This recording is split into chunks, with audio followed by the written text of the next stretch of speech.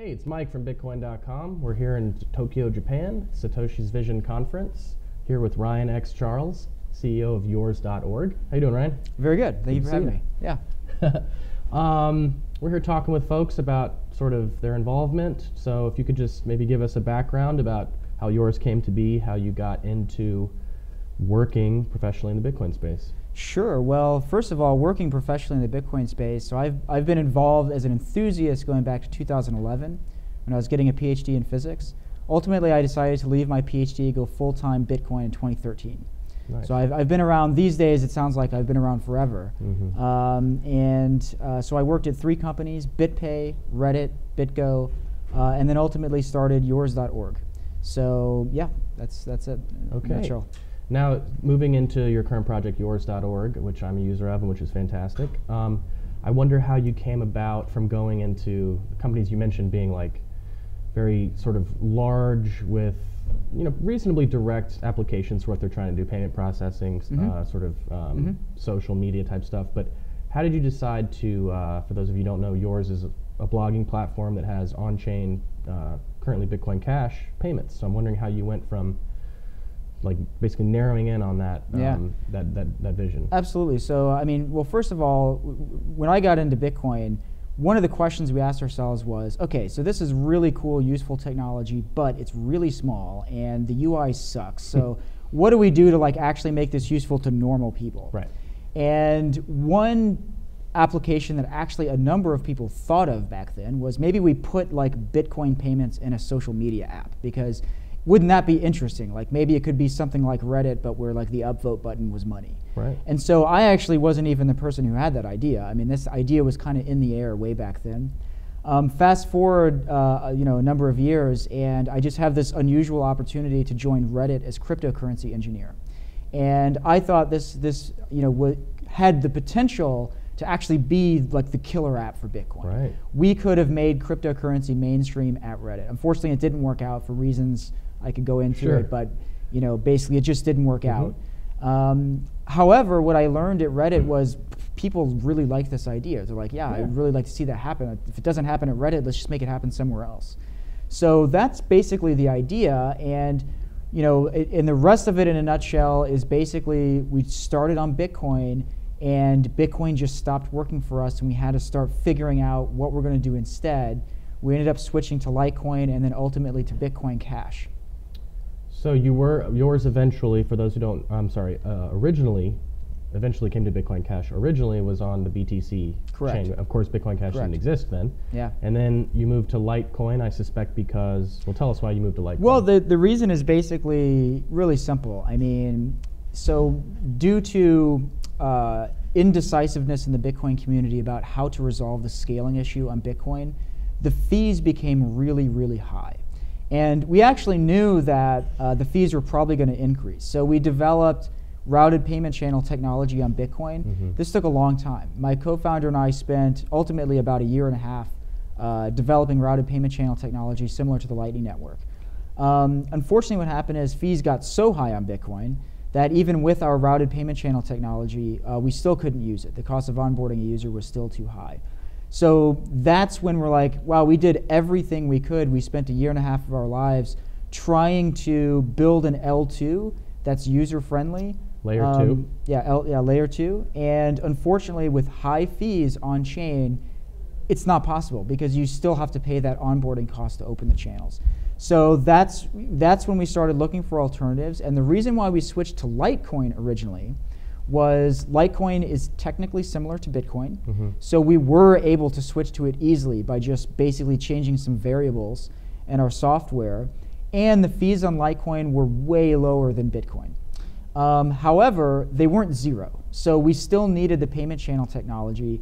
And also, Litecoin's long-term roadmap was not desirable. So it was they never committed to scaling on chain, which meant that if Litecoin ever became really popular, it was very likely to have the same issues that Bitcoin had. So we watched the launch of Bitcoin Cash very, very eagerly as people that were involved in the debate, but we weren't involved in the creation of Bitcoin Cash. We just kind of watched it. But we knew that it had a lot of potential. And so when Bitcoin Cash launched, we ran tests on it and realized that, wow, first of all, fees are really low on chain. They're less than 1 cent. I mean, that was, the reality is, wow, like they had basically has on-chain micropayments. And secondly, we were very encouraged by the community as a whole. We watched a lot of other companies start to adopt it, and it looked like it was going to be around for the long term.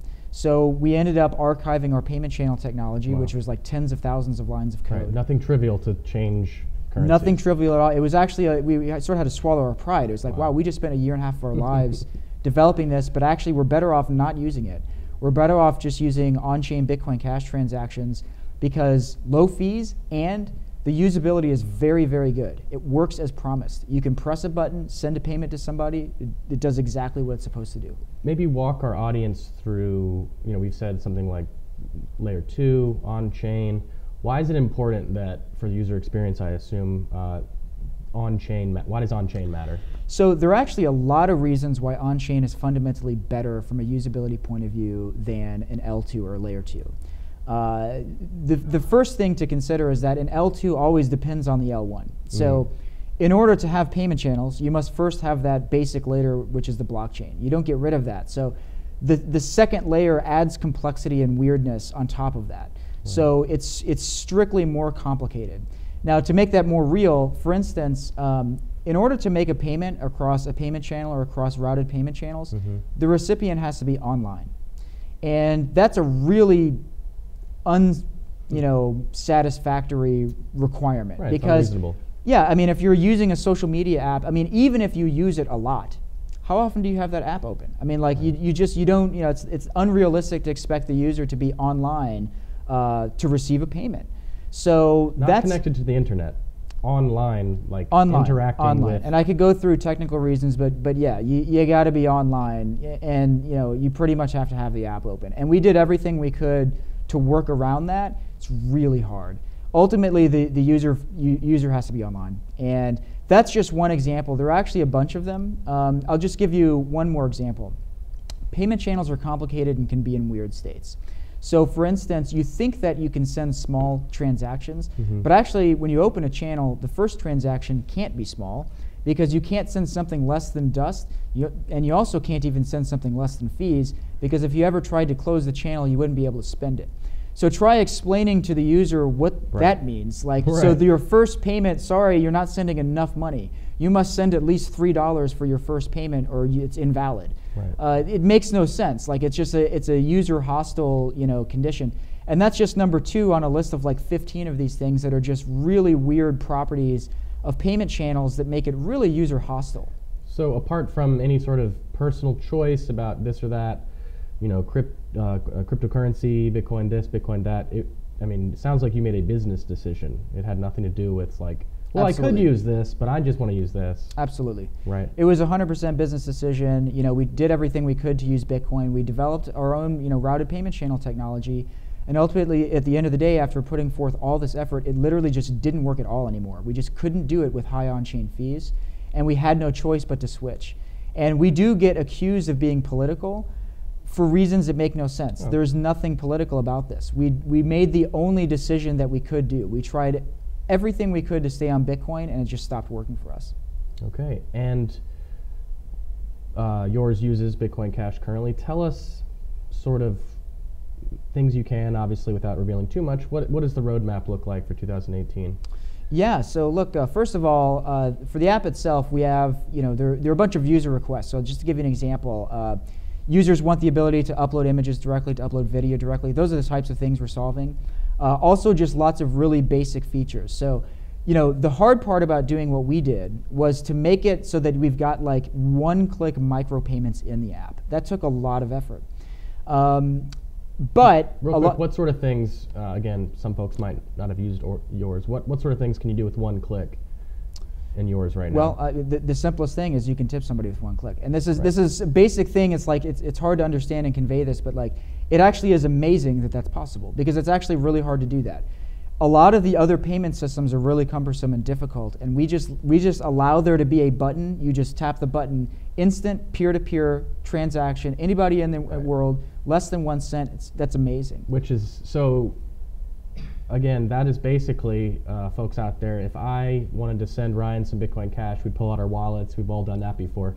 I send him some money. Well, his platform, Yours, when you like someone, tip someone's article, that is basically you pulling out your wallet, sending them money. They receive it instantly on chain, essentially for free. Yeah. Which is pretty exactly. awesome. And you know, and it's cool to people when they realize what's happening. Wow, that actually is really cool. So, but that just means that in order to like make that work, we now need to invest in basic social media features. So when it comes to like the normal features that a social media app has, we're lacking. And so that's what we're rolling out, like image upload and video upload and things like that. Was it a conscious decision to sort of make more of the meat and potatoes, if you will, the backbone, the on-chain wallet working? Yes. No question. I mean, we knew from day one we needed to make it technically work as quickly as possible. It took a long time, but that's exactly what we did. We needed to make it work first, and we had to prioritize and delay some of what seems like really basic features, because the reality is they're way easier, and we were able to bootstrap and start getting users and stuff before having all that. But it wouldn't have made any sense at all if we didn't have the payments built in. Okay, and is there, you know, now that you're working more towards your sort of social media publishing platform is coming more into a UX sort of phase, are there plans to maybe release some sort of Yours API or get that payment wallet working on other platforms? Absolutely. So yeah, I mean, you know, one of our top requests is, we get this from publishers or creators that like own their own platform. And they're like, we really like what you're doing, but look, we have a business and we own our website.com, whatever it is. And we just can't put our content on your platform. But we would love to integrate your micropayment system into our existing platform. So this is something we get a lot. And so we've started working on this where we're going to make it possible for you to use one-touch, you know, micropayments anywhere on the internet. That sounds, I would love to know more about that. But we're going to have to save it for another time. Is there any, you know, what else is on your purview? Obviously, you have a business to run. You know, how forward are you looking, or are you focused more on the here and now? What does it look like in the mind of a Bitcoin business CEO right now? I'll tell you exactly. Look, first of all, we want our business to be global, and we want Bitcoin Cash to be global. They go hand in hand. So that's the big picture vision here. We are going to create value for everyone in the world by making it possible for people to achieve freedom for themselves, right? We create a new financial system that is just fundamentally freer than what we currently have. So that's the big picture. That's what we're doing. But yeah, we at the same time have to look at it on a day-to-day basis. Okay, well, what are we actually going to work on today? So that's the way we look at it, you know, every day.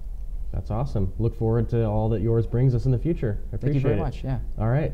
So that's it with Ryan X. Charles of Yours.org. We're out for now from Tokyo. Thank you, Satoshi's Vision.